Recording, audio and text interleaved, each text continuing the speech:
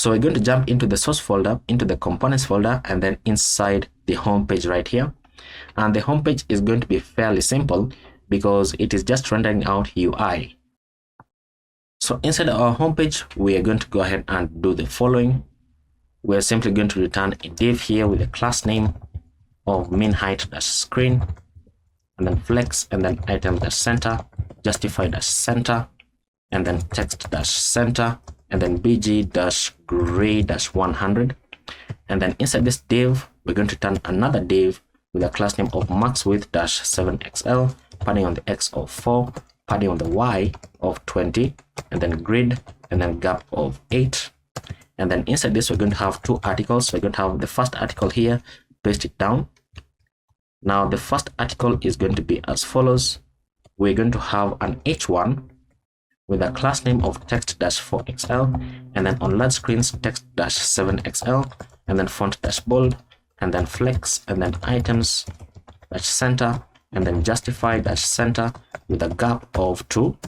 And inside the h1, we're going to render out the notebook icon from Lucid React. You can see that I have auto imported it, and the class name for this is going to say size-20, and then the text is just going to say notes.io.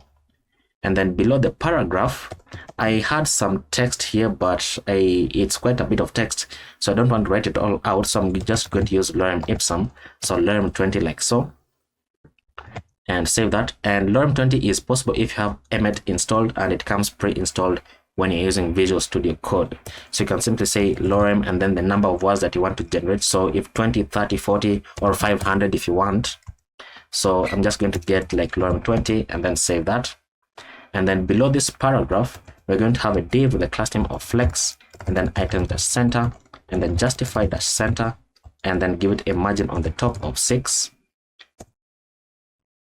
You can see that it is already coming along, and probably I should say this should be on large screens. And then on small screens, you can say something like size-10. I did not add that responsiveness, so I think that's better. So back inside this div, so margin top of 6. And inside this div, we're going to have a button. This button is coming from shadcn, so control spacebar if you don't see the drop down. So control spacebar and then just get the first one that is coming from UI. And then we're going to say that the variant for this is going to be default. And then the class name is going to say bg-500, and then on hover, bg-600. Because originally I had not added in the themes to change, so I was using teal as my default color. Now this is going to render out the sign in button from @Clark React. You can see that it is giving me the drop down, so enter to auto import it. The mode for this, I want to open it, or rather I want it to open in a model. So when I click on this button, it doesn't navigate me into a new page, rather it just opens up the model from Clark. And then the text is going to say get started for free. Now, before we save that, let's style out this paragraph a bit, because it has a class name here of large screens text-large, and then text neutral 500, and then margin on the top of 6, and then max width -2xl, and then mx-auto. Save that. And looking very, very nice. And then now in this second article, we're going to be showing an image. The source for this image is going to be the hero, which you don't yet have. The alt attribute is just going to say app illustration, and then the class name for this, the class name is going to say max width -full, like so that it doesn't cause an overflow. Now, where is this hero coming from? We're going to import it. So import hero from /assets/hero.png. Now you can go ahead and save that. You can see that we don't have this image, so it is breaking our application.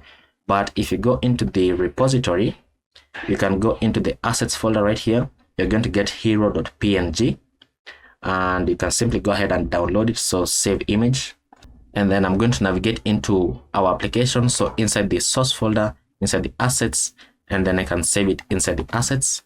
So that now if you reload application, actually, there we go. So now we have our nice looking home page right there. So now if I go ahead and log in, because this is already working, so I'm going to log in with Google. So once you select your Google account, it's going to ask you to like finish a captcha, because this is just one of the settings from Clark. So verify, and then now it should throw us into the application, and we see layout. Now, why do we see layout? Once again, because layout is wrapping every other thing inside here. So we're going to see it first until we set up our application. But you can see that now that we are signed in, we see layout, but when we are signed out, we see the homepage. So our application logic is coming together very, very nicely.